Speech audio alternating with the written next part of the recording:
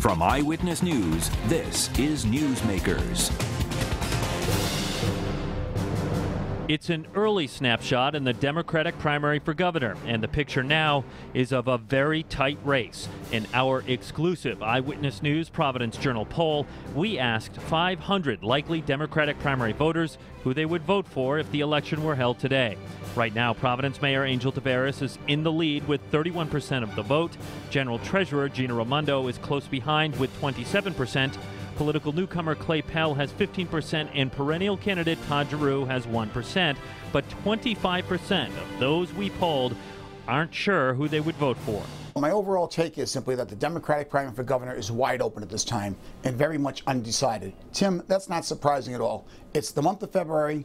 None of the campaigns have really started to zero in on that message. Political insiders say Pell's entry into the race is hurting Tavares, but the candidates say otherwise. I don't think so. I think that what I do is bring a fresh perspective. I can't worry about who's in and who's not in the race because those are things you can't control. You know, like most Rhode Islanders, I'm less focused on which politicians are up and down and more focused on getting people to work. There's more than 6 months left before the primary, but the campaigns are already in high gear, working overtime to raise money, shape their messages, and possibly soon tarnish the reputations of their competitors. This week on Newsmakers, a complete breakdown of the new Eyewitness News Providence Journal Poll with our political roundtable.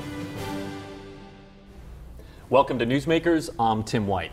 Joining me on the political roundtable this week, WPRI.com reporter Ted Nisi, assistant managing editor from the Providence Journal Tim Murphy, and we are also joined by Eyewitness News political analyst Joe Fleming and political strategist Kara Cromwell. Hello, everyone. Welcome back to the program. And I also want to point out Tim is the editor of PolitiFact Rhode Island, and I assume, Tim, that since you're on the show, we get a free pass. We're not going to get truth metered. What the PolitiFact truth metered. Get out. All right. First of all, before we get into the nitty-gritty here, with the poll, was anyone surprised by these results at all? No. No across the table? Not all right. really. Let's start with Clay Pell. We've talked about this before Pell entered the race, but let's examine it now that it's official. Who does he hurt most in the Democratic primary, Joe? Well, I think it's pretty clear right now that he's hurting Angel Tavares. He's getting like 17% of the union vote. That vote would not be going to Gina Raimondo. That'll be going to Angel. So I think Clay Pell, early on at least, is hurting Angel. The question is, though, how much of a bump did Clay Pell get due to the fact that he only announced 6 days before we did this survey? So he might have picked up a few percent based on that. And again, I believe that came from Angel. So I think at this point, there's no question. He's tightened this race up to make it a very tight race with the top two candidates. Let's take a look at Clay Pell's favorability numbers here, and I want to remind everyone what Joe said. When you said 6 days, it's when we were in the field or when we were actually making phone calls, not when the results came out. Okay, here are his favorability numbers. 37% of Democratic primary voters have a favorable opinion of him, 21% unfavorable, 41% don't know. Ted, I was kind of surprised by his unfavorable numbers here. They were sort of relatively high for people who don't know who the guy is. I mean, yeah, I had the same reaction. I mean, it's not that 21% is a particularly high unfavorable rating. It's just he's right. Angel Tavares was at 20%. Gina Raimondo was at 24%. And to some extent, you'd expect a guy who's so brand new on the political scene to start out with low negatives as well as low positives, just because people have informed opinions. And of course, you know, a lot of people are speculating maybe it's because people are reacting negatively to someone jumping right into the governor's race when they haven't been in politics. People who support the other candidates annoyed that he's, you know, edging in on them. But I still thought 21%, you know, he needs to keep that from continuing to rise past the other two, which I assume his campaign is well aware of. Tim, what do you think of his unfavorable numbers, and do you agree with Joe? Is he taking votes away from Mayor Tavares? I think that's definitely the consensus. But I think the more interesting and important number for Pell is the experience number. So one of the questions was how important is political previous experience for a candidate. 70% of the respondents said it was important to them. Obviously, he's the only candidate that does not have that experience, so that's going to be a big hurdle for him to overcome. But he's got a lot of time, and he also has deep pockets, as we know. Here's the numbers that Tim Murphy is talking about, its importance of prior elective experience. As you point out, Tim, 7 out of 10 voters here. I mean, do you think there was a collective gasp in the Pell campaign when they saw those results? Well, Tim, and more than half of Pell's voters even said experience is important to them. So what do they think? Well, I think they believe experience is important. The thing to keep in mind is Rhode Islanders in the past, in general elections, have elected candidates for governor who were not elected officials. Don Kucheri, Bruce Sunland. So they have done that. What Clay Pell has to do is make a case that he's capable of being the governor of Rhode Island. If he makes that case, he may get some of those voters to come around to him. I think the candidates that you just mentioned had a lot of business experience. And were leaders in that field. And 30 years older. And older, exactly. Yes, but they want to try to talk about what he's done down in Washington and try to make that a very big part of this campaign as far as experience. Carrie, you're shaking your head. Well, I completely agree, Joe. But I think that the negative number or the unfavorable number, the 21%, the 21% was more about the carpetbagger. And let's go ahead and say it. I think folks see somebody who's has an address here, but hasn't really lived here. I think that a little piece broke this morning about he hasn't voted in half of the elections over the past few cycles, and that I think that's going to be the theme of the folks that want to pull him down, is that he's not from here, he's not familiar with the problems in the state. How could he possibly step in and solve them? Kara, the crosstabs, we're going to shift to Gina Raimondo now, show that Angel Taveras is beating Gina Raimondo with women by 6 points. 28% of women are still undecided, according to our poll. What do you make of that? I think that's been more about her job than anything else. I mean, as treasurer and with the role she's taken on with pension reform, she's been a little bit of a one-note Gina, if you will. And let's bring up the female voter numbers while we're talking about this. Again, 31% of female voters favor Angel Taveras, 25% Gina Raimondo, 15% Clay Pell. I'm sorry, interrupted. And so I think that, with Mayor Taveras, who by all accounts is incredibly popular with the Democratic base, people have had the chance, and women have had the chance, to see him from all sides. They've seen where he's been on education and families and other issues that women care about. I'm not saying that women aren't passionate about pension reform, but they care about jobs in the economy, they care about guns, they care about the minimum wage. And so I think as the campaign goes on and Treasurer Raimondo spends some of that $2.5 million, she'll be able to pull up the women's vote significantly. Also keep in mind, 28% of the female voters said they were undecided on the race for governor. Yeah, that's a great point. So there's a lot of people there that she has the opportunity to move over to her column with the right messages, as you just said.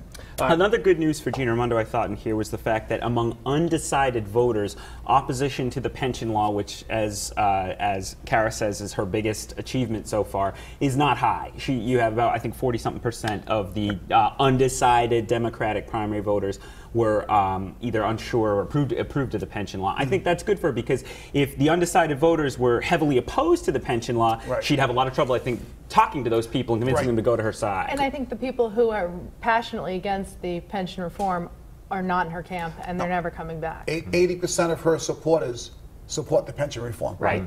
Why don't we talk about, since we dove into pension reform, we're going to talk about that right now. We polled this pension issue prior to the settlement was announced, so we need to point that out. But we asked Democratic primary voters about pensions. Do you support or oppose the changes to Rhode Island state pension system passed by the General Assembly in 2011? 46% support, 28% oppose, 27% aren't sure. I'm guessing the Raimondo campaign would like to have seen that support number among Democratic primary voters above the 50% mark. You got to imagine if this were a general election poll, it'd be much different. I think it would be very different if it was a general election poll. I would think it might be closer to 60% support in the pension reform. That's just my opinion.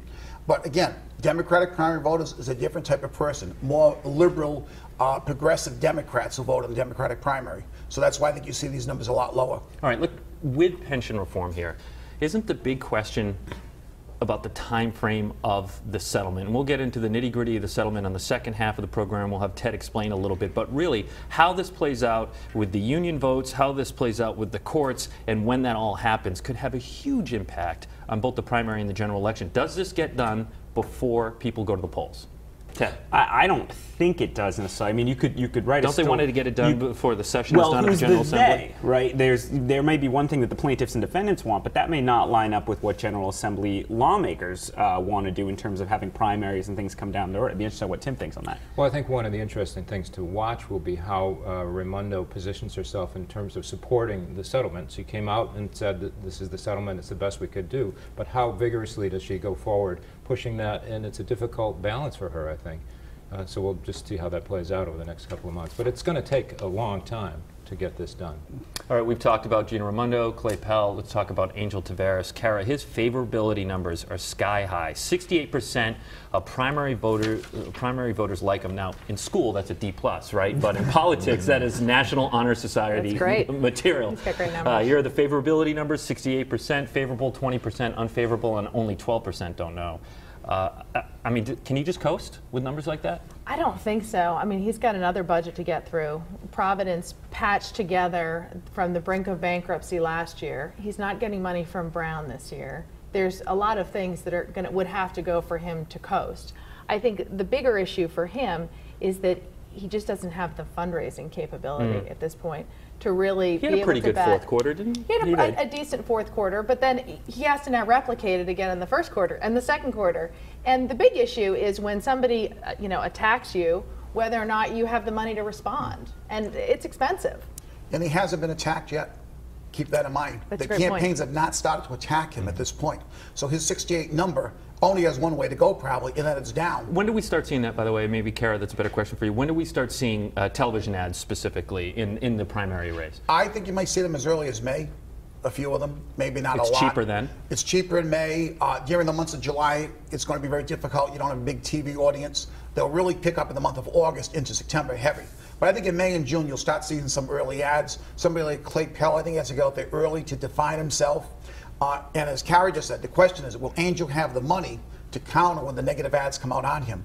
But he has the opportunity here. You can see that in those numbers. I mean, he starts with this strong affinity from Democratic primary voters. That's a great place to be in, but there are just so many risks to him in the months coming forward with two opponents who will have the money to launch formidable campaigns. And I think anecdotally, and I'll say that it's not backed up with polling numbers, what I hear a lot is he's doing a great job in Providence. I wish he'd stay. So there's a little bit of he's got great numbers because he's doing well. But couldn't that change in a big? I'm wondering if a big reason why that might change is a mayoral race in Providence, and if the mud really starts slinging in the mayoral race there, isn't that going to impact him in his gubernatorial race? Absolutely. I mean, there's all the issues that come with Providence. There's nothing you can do about the 90% unfunded OPEB number that came out today, or the pension fund that's despite the efforts that he put forward, is still only at 32%. And it's not going to get better for another 25 years. Right. It's not. So there are all the things that come with being the mayor of Providence that weigh on you. You think voters really think OPEB, Kara? I mean, no, I half joke. Isn't it about potholes and trash pickup? I'm geeking out a little bit here.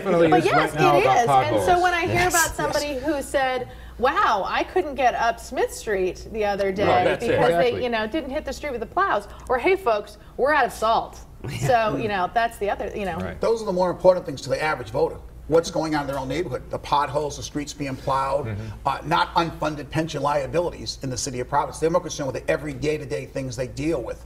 But I would think with the mayor's race in Providence, you've got the council president running for mayor.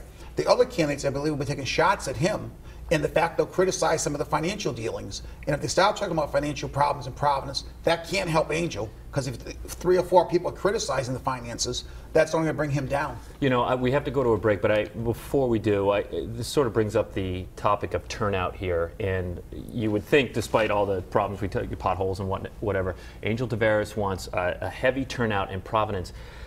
That seems to imply that Gina Raimondo wants a heavier turnout in the suburban areas. How does she make that happen?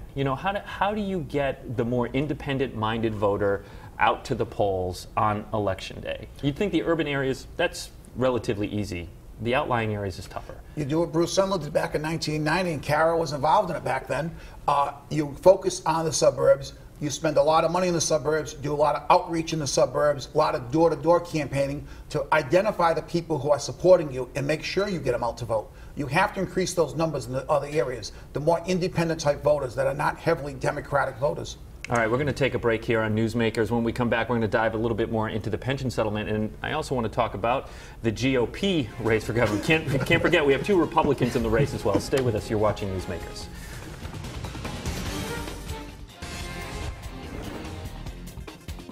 Welcome back to Newsmakers. I'm Tim White. This week, a political roundtable. We're examining our exclusive Eyewitness News Providence Journal Poll. Our guests this week, WPRI.com reporter Ted Nesi, from the Providence Journal, Tim Murphy, Eyewitness News political analyst Joe Fleming, and political strategist Kara Cromwell. I want to take just a quick respite from the gubernatorial race and talk about the pension settlement and the pension guru Ted Nesi. The settlement was announced on Valentine's Day. It adds $232 million to the state's unfunded shortfall, and it does that by tweaking cost of living, retirement ages, and contribution rates for state workers and retirees. You know, Ted, I guess my first impression of it when I saw it was, geez, the unions didn't get all that much. Is that a fair assessment? Yeah, that was certainly a surprise. And I think actually, as I thought about it more this week, the savings the state could get out of this are actually even greater than they said, because the unions will drop their lawsuits against other changes that were made before Raimondo's law in 2011. So financially, just on the core numbers of the savings, when you had the whole thing at stake in court, it sure seems like a real victory for Gina Raimondo and Lincoln Chafee, and the unions giving a lot away to avoid a potential loss at the Supreme Court. But the angry reaction we've seen, I think, from a significant number of rank-and-file retirees and union members had made me think maybe this would fail. The key, though, is if you don't send back a ballot and with your opinion on the settlement during this first round of voting, which is going to take place over sort of the next 2 months, you'll be counted as a yes. That means people who oppose this settlement need to get 50.1% of eligible voters to say no. And we're talking about politics campaigns in the first half. It's basically it's election. Yeah, talk about turnout. Very hard to do that turnout. And now you thought, before the show we were chatting, that this is of concern to Gina Raimondo. How come? If I'm Gina, I would be a little bit concerned due to the fact that my base of support seems to be the independent voter. And the question is the independent voter going to say, well, did Gina sell us down the river on this deal and she gave something back she didn't have to give back? We already got this passed. And if so, they might be turned off some. Not that they'll go to vote for Clay Pell or for Angel, but they just will not vote in a Democratic primary. They just won't show up. Right, and if they don't show up, that helps the other candidates in the race because she's so strong among the independents. She has to spend a lot of her money, I believe, over the next few months talking about the fact that this was a good deal for Rhode Island and how this is going to help the taxpayers in the long run. The problem is the mayors are saying it's going to hurt their city and towns. Tim, do you have a thought on it? Well, don't you think that part of the opposition against that will be the clips of her a year ago or 2 years ago saying we should not mediate this. This is a done deal. It had to be done. It can't be changed. Or to the General Assembly, I don't think you'll be tackling this again. Exactly. Right. And that's, you know, those clips are going to surface sometime soon. That's why I'm saying she has to really spend a lot of her money insulating herself on this issue and telling the voters it's a good deal. And as I said, if the mayors keep going out there saying this is going to kill the city and towns, it's going to be even harder for her to do that. There if she loses those voters. So much uncertainty around it. I mean, how do these votes with unions and retirees go? Then there'll be another set of votes if it keeps moving for the class action. And this is before we even get to the state lawmakers who need to sign off on it. They're all up for election this year. I don't know how many of them want to vote affirmatively to add to the pension liability. So could we see another fall special session like we did in 2000? I think we will. I think we will. Really? You say no. Yeah. I would say never. I can't imagine the General Assembly wants to come back this fall right before an election to tackle something that's so thorny that, you know, to be honest, if I'm a member of the General Assembly, I might be a little offended by the process because I'm, you know, it violated the separation of powers as I see it. Court-ordered mediation, you know, this was the result. I think, you know, as far as the impact on the governor's race and the treasurer, it remains to be seen. But, you know, I think, Ted, you did the 10 different reactions. Yeah, that was great. It was a great piece about, you know, what you might think of the settlement. At the end of the day, you know, the union folks didn't get much back. There's you know, they got 95% of what they wanted. A dark cloud has moved. The state did. Yeah, the state. I think, you know, it nets out the average person with their average knowledge of the pension system. I think it's a good. And she has the money to get that message out. I think it's a good thing. Well, in the General Assembly, the leadership there has sent the message of we're just going to wait and see. Basically, they're going to see what Labor does, and then they're going to move on from there. Do you think the General Assembly, we've had some guests on here that have some lawmakers. Yeah, Brian Newberry and Nick Mattiello. Nick Mattiello, you know, majority leader, said, yeah, it's possible we might not take it up. I think it is. I think on the other hand, we know, you know, Labor does know how to lobby effectively the General Assembly. And if this goes through and Labor wants this settlement to pass, don't forget, I'm sure there is pressure on Rhode Island's labor unions from the national labor unions not to allow this case to get to the Rhode Island Supreme Court and set a precedent that pensions can be cut by General General Assemblies, because that would be looked at by the Supreme Courts of the other 49 states. So they might say, you know what, guys, sorry, you got to take a hit in Rhode Island because you didn't find a way to kill this in your legislature in 2011. We can't afford to let this keep going. Just end it. Before we move on to the GOP, do you have a final thought? Well, I was going to say, it depends when the General Assembly gets this issue. They may not get this to the end of May, beginning of June, and they're going to want to get out of there before July. So there may not be time for them to take this up at this point. But of course, they decide how much time they have.